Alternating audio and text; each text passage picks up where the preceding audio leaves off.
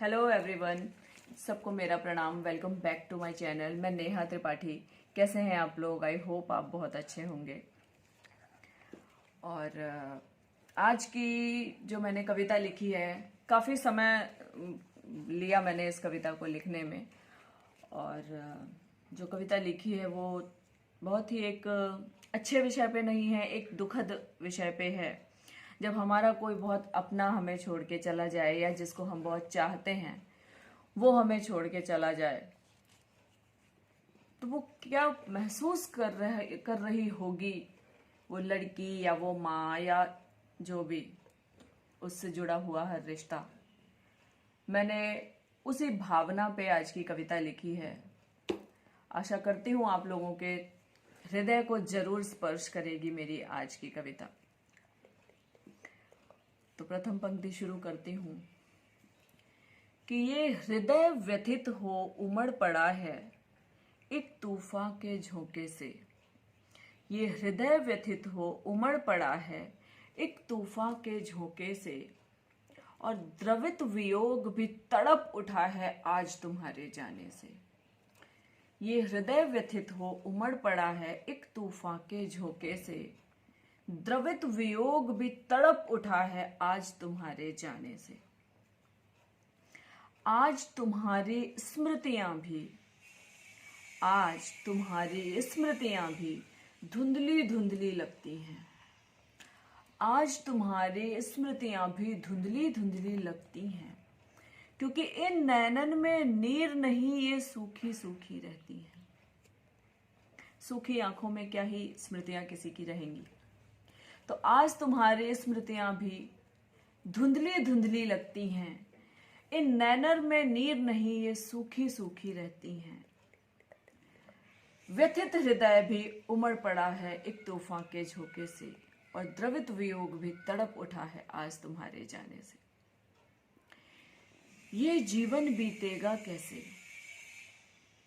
ये जीवन बीतेगा कैसे, किसके लिए ये जीवन है। ये जीवन बीतेगा कैसे, किसके लिए ये जीवन है। एक तेरे आने की आस में व्याकुल व्याकुल ये मन है। होता है ना, जो मनुष्य है वो यथार्थ को जल्दी स्वीकार नहीं पाता, तो अभी भी आने की आस है। तो ये जीवन बीतेगा कैसे, किसके लिए ये जीवन है। एक तेरे आने की आस में व्याकुल व्याकुल सा मन है। नींदें भी नीलाम है मेरी, जग के भी जागृत हो न सकूं।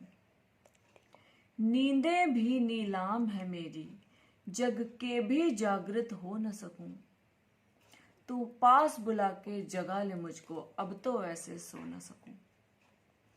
नींदें भी नीलाम है मेरी, जग के भी जागृत हो न सकूं। तू पास बुला के जगा ले मुझको, ऐसे तो अब सो न सकूं। ये हृदय व्यथित हो उमड़ पड़ा है एक तूफान के झोंके से, और द्रवित वियोग भी तड़प गया है आज तुम्हारे जाने से। क्यों ऐसे पल दिए ही मुझको जो यादें बन जानी थी। दिमाग बहुत विचलित हो जाता है, तो फिर अंत में प्रश्न करने लग जाता है, और फिर सीधा इंसान भगवान के उसमें चला जाता है कि क्यों ऐसे पल दिए ही मुझको जो यादें बन जानी थी।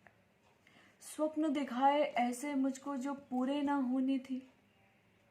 क्यों ऐसे पल दिए ही मुझको जो यादें बन जानी थी। स्वप्न दिखाए ऐसे मुझको जो पूरे ना होने थे। लो टूट गए सब स्वप्न, लो टूट गए सब स्वप्न मेरे, जीवन संताप सा लगता है।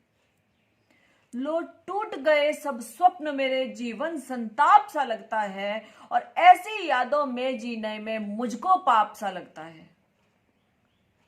लो टूट गए सब स्वप्न मेरे, जीवन संताप सा लगता है, और ऐसी यादों में जीने में मुझको पाप सा लगता है। ये हृदय व्यथित हो उमड़ पड़ा है एक तूफान के झोंके से, और द्रवित वियोग भी तड़प गया है आज तुम्हारे जाने से।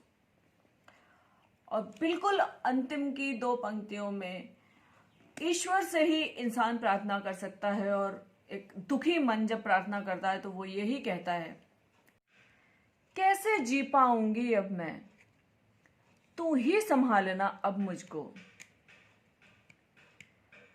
क्योंकि तेरे द्वारे आने का साहस ही नहीं है अब मुझको।